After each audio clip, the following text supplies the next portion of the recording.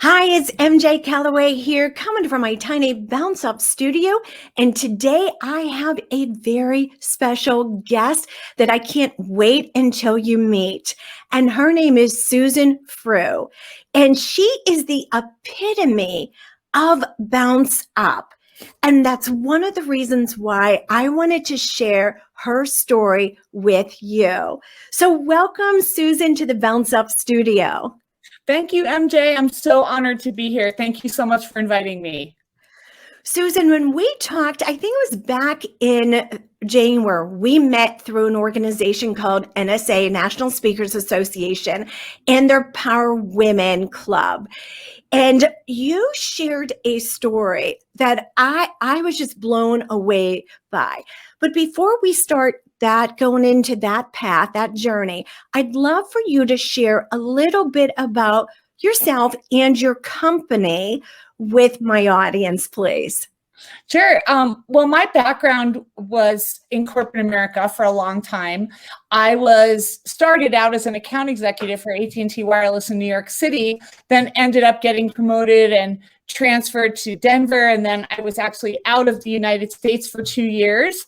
And when I came back, I bought a business coaching firm called Action Coach. And so I did that for a long time. And through that, I met my husband, who was a plumber and a boiler genius. And we started a company down in Denver. We were in Breckenridge in the mountains, and it's called Sunshine Plumbing, Heating, Air. So I had always maintained, though, my speaking career and a little bit of coaching on the side. So our company grew extremely fast. We went from like 0 to 15 employees in no seconds flat, made it to the Inc. 5,000 list, and it was really exciting. And then just about a month ago, I turned over the reins of Sunshine Plumbing, Heating, Air to the heir apparent, who was my right hand, Christy Brown. And I now help businesses again to help them to grow. And I work on staff on a business brokerage firm called Raincatcher. So that's been really exciting for me to be able to do that. First, congratulations on both accounts. On one, how you grew Sunshine Plumbing, and also now on this new path that you were taken to help others. Yes. And the reason that you are in that position, this new position, is because you did such an extremely fabulous job with your own company. Now, what happened? Okay, share where you were, your company, before this, you were blindsided. Well, we had just won the Inc. 5,000 list. I was traveling quite extensively, probably about 70% of the time. And I was going to different trade conventions and speaking. And I was working on this coaching program that I developed for another organization. And I really was traveling a lot. And I left my office manager in charge. And she was a person who, whatever I gave her to do, she would get it done and ask for more. So to me at that time was like the dream employee. And it didn't last, though. You trusted her. I mean, if you're handing her things and tasks and actions and she's doing it, you're trusting her. Is that right? Absolutely. And, I trusted her implicitly, and she was part of our family. It felt like we were all sort of a family working together. And, I knew her children's birthdays, and, our families would get together for, we would have Halloween party at the shop and do all of these things together as, only a work family can do. Mm-hmm. And it's a family-owned business. That's right. And, William and I own Sunshine Plumbing, Heating, Air, but, our core group of folks, they were our family to us. Sure. So what happened? I know this big moment completely blindsided you. Yes. So I was at home on a Saturday, and I got a certified letter, and it was from the Internal Revenue Service. our favorite folks. And I honestly think they send you bad letters on Saturdays so you can be miserable all weekend and you can't do anything about it. So For 2 days, you're stuck. exactly, yes, they do that intentionally. They give you 2 nights of no sleep. But in any case, what the letter said is that I owed the IRS over $400,000 in penalties and interest. And then the second part was that I owed $199,000 in something called the trust fund penalty for not supervising my employee. And I knew that we owed some taxes, but I kept asking my office manager, like, what's going on with this? Like, why are these taxes showing up on the balance sheet? Oh, well, the outside bookkeeping service, they need to reconcile. I heard they need to reconcile like 100 times. And, I had some inkling and I'm like, well, that better not be true. Like, I'm telling you, if you're not paying our taxes, and I'm signing the 941s and, but what had happened was this, MJ. I thought, in my infinite wisdom, created a pay plan for her that said you would get bonused if you stayed on budget, right? And so she would get close to $1,500 a month if she were able to stay on budget while I was traveling. So her way to stay on budget was to short the bill. So it's not like she wasn't paying the IRS. She was, but she wasn't paying all of it. Mm-hmm. So if we owed $5,000, she'd pay $4,000 and so on and so forth. So at the end of the year, when the IRS trued up the W-2s with what we had paid, it created this massive liability. And our payroll was huge, right? So right. Oh my goodness. Yeah. That I can't even imagine. So what was your next step? Because so basically you're $600,000 in the hole. But wait, there's more. Oh. She had shorted our vendors in the same way. So we owed our vendors close to $175,000. So, we had to deal with that too. So, she left. We actually had a falling out, and she had done this from time to time. She would have a temper tantrum about something and she would storm off and, we would work it out. And this time I didn't work it out. Right. So then I started digging and we found so many things that were wrong and that were going on. And it was just heartbreaking to me. It really was. Oh, especially you trusted her. She was part of your work family. Yes. I mean, there were so many other issues with it on top of having an employee. Right. Damage your business. Right. So now you're about $800,000 in the hole. Yeah. May I ask, what was your total revenue? We were about $3 million at that point. Okay. So being almost $1 million in debt, and then we owe money on trucks. So I mean, that's included in our debt. That's $1 million right there. Mm-hmm. But the trucks are worth something. So if I ever had to sell them, so I don't include that in the big number. But really, we were close to $1 million in debt and a $3 million company. Which that's a third of your revenue you're bringing in. Yes. Without any other expenses. So Susan, after you realized all this, what was your first step? Because you're not even bouncing back or to even get to bounce up. You're climbing to zero. So what did you do? Well, first things first, my good friend Maria, who I trust implicitly and I've known for years, she came into Sunshine for about a year and helped us to kind of sift through and figure out what we owed and what we needed to do and all of that. And one of the things we did at that time is I wrote a letter to every single one of our vendors. And I told them that I know that we owe them money and that we were, had what did I call it? A security breach, which is true, but it's just Definitely. like without disclosing too much information, and that no matter what, I was going to pay them back. And every single vendor was gracious and lovely except for one. And they were our biggest vendor. And the previous year, we had given them over $500,000 in sales, and they were the worst to us. So There's always one, right? Always. yes, but Willie picked a new vendor. So what we Good. started doing is we used a system called bill.com, which links to QuickBooks. And we set up this thing called Fun Fridays.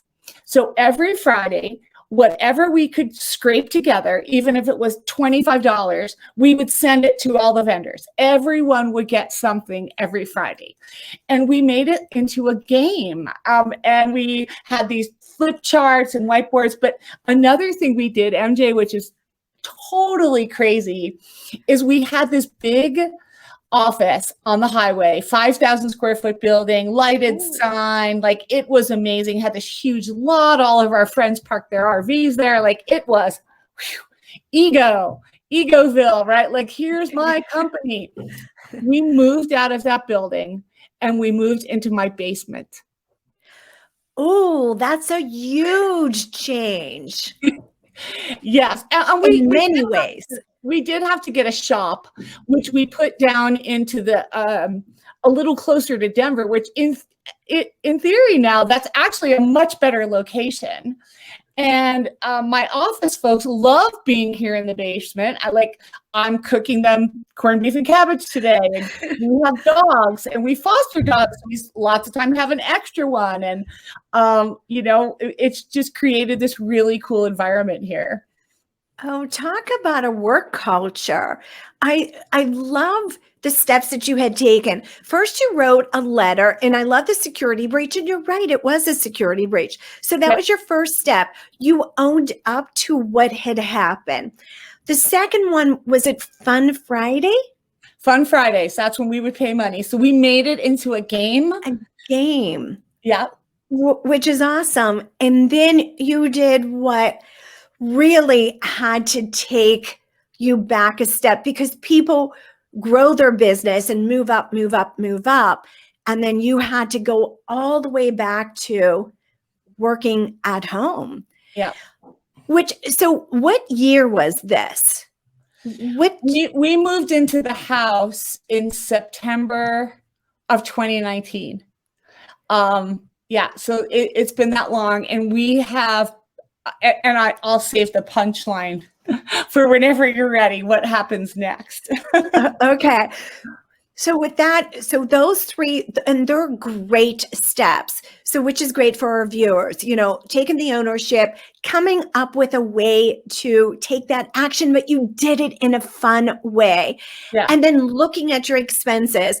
I heard, I met a gentleman called Chip at one of the influence conferences, which for our viewers is the NSA's big conference in the summer. And he had given me a tip that he uses for the last 20 years in his business. And he always says to lean in, make all of your expenses as lean as you possibly can. And then that's what you did. So you had taken that third step, going lean. Okay. So what happened next? Well, Fun Friday really, turned into a great exercise, and we were able to pay off over $600,000 of the debt. And we have offers and compromise into the IRS. And for anyone who's ever done that, yes, it's possible, but it takes a really long time.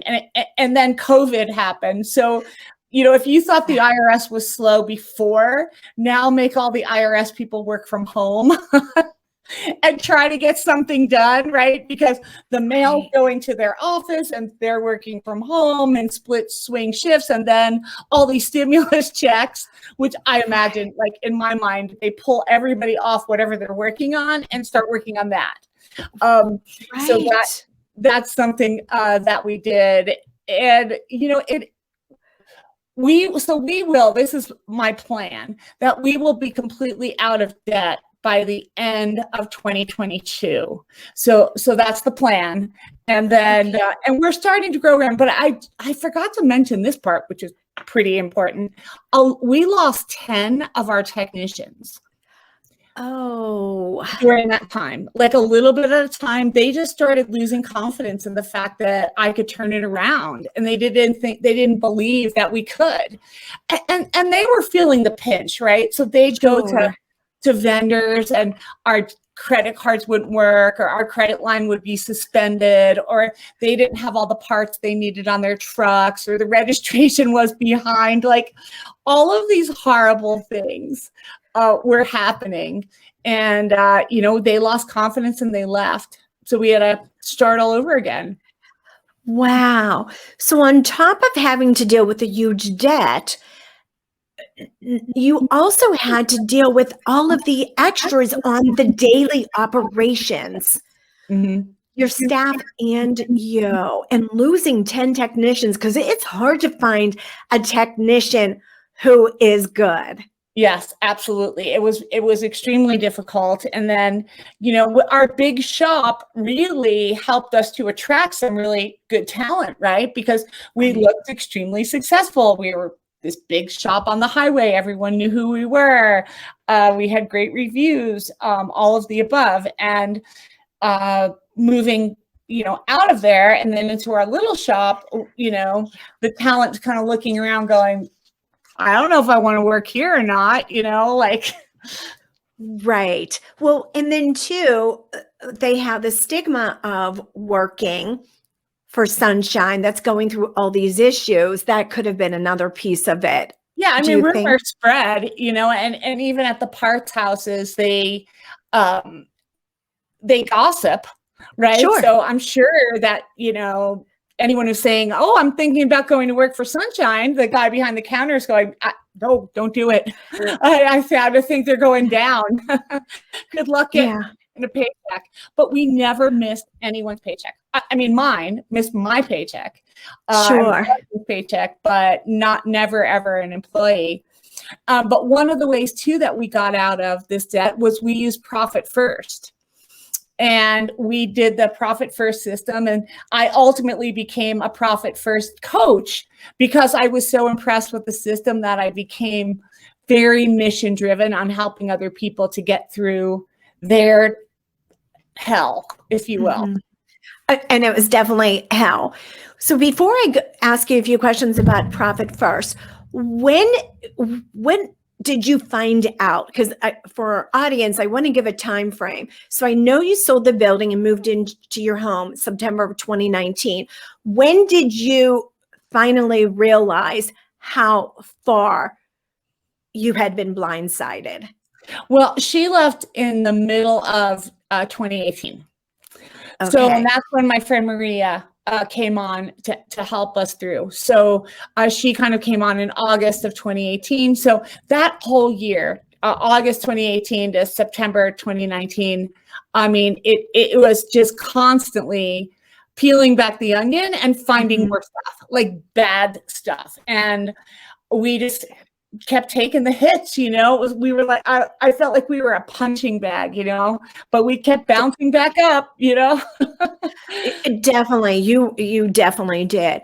So that's saying a lot, because you feel that or you have it planned out by 2022, you'll have all of the IRS debt also paid off. Yeah. So in 4 years, that is such an accomplishment. I mean, go you, go your company, go everybody who is working with you. I mean, that's so awesome. And the vendors who stuck with you. I know it. And we are really, really so grateful for them. Could you share a little bit about Profit First? Sure. Well, Profit First, I learned about Profit First about 5 years ago, and a group of women that I know, business women that I know in the Denver market, we did a book club, and that was our book.